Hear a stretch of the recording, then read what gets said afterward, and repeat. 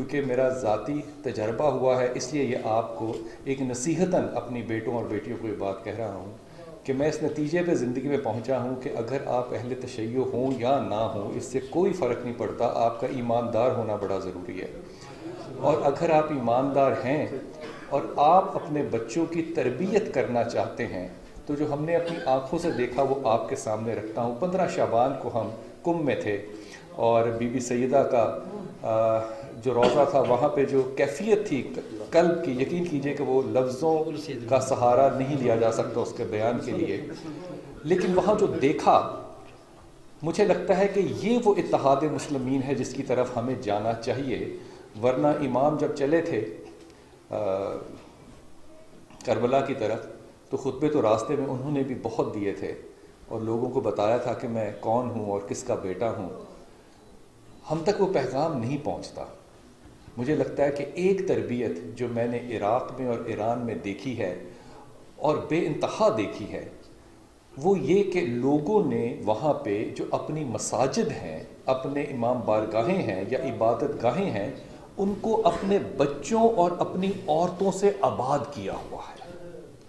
और हमारी इबादत गाहें जो हैं वो बच्चों और औरतों से बिल्कुल खाली हैं। जिन कोखों में हमने अपनी औलादों को पालना है, जिन गोदों में हमने अपनी औलादों को पालना है, जिस दूध को हमारी औलादों ने पीना है, अगर उनकी तरबियत हमारा ज़िम्मा नहीं है, तो मेरा बड़ा ही मुदबाना और आजिज़ाना ये ख्याल है कि फिर शायद वो जो हम हासिल करना चाह रहे हैं वो सिर्फ ज़ुबानों तक ही रहेगा, वो हमारे कल्बों तक नहीं पहुँचेगा।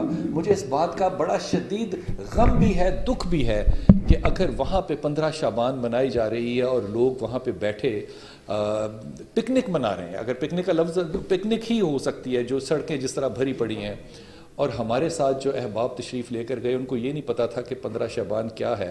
वो पूछ रहे थे कि यहाँ पे किसी बाबे का उर्स है बहुत बड़ा, क्या हो रहा है यहाँ पे।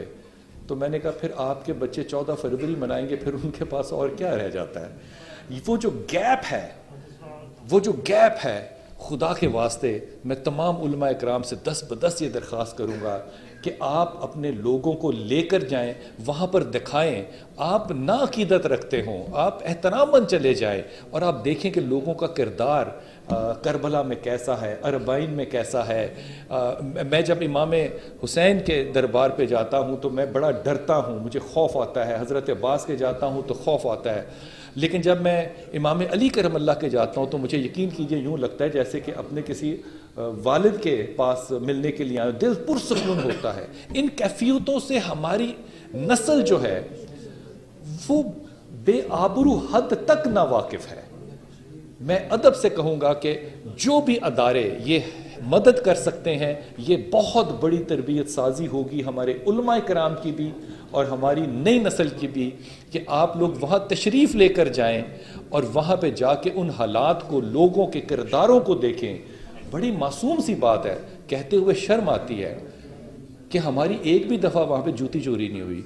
हम सब हैरान थे कि जहाँ रख के जाओ वहाँ से वो क्यों मिल जाती है। किसी के पास कैमरा छोड़ के चले गए, अपना फ़ोन छोड़ के चले गए।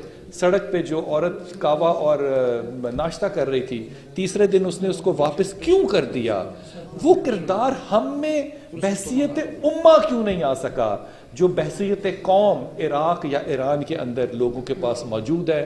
मैं यही दरख्वास्त करूँगा कि जहाँ आप अपने अहबाब को, वो अहले सुन्नत तो अहले तशय्यो जो भी हों, आप कोशिश कीजिए कि उनको अपने साथ मेहमान लेकर जाएं, ताकि वो वहाँ पे जाकर देखें कि वहाँ पे किरदार साजी किस तरह से हो रही है। और दूसरा, खुदा के वास्ते वो किरदार साजी जो वहाँ से सीख कर आएँ, वो ईमानदारी से यहाँ पे अपनी औलाद और अपने बच्चों तक ज़रूर पहुँचाएँ। वमा अलैना इल्लल बलाग।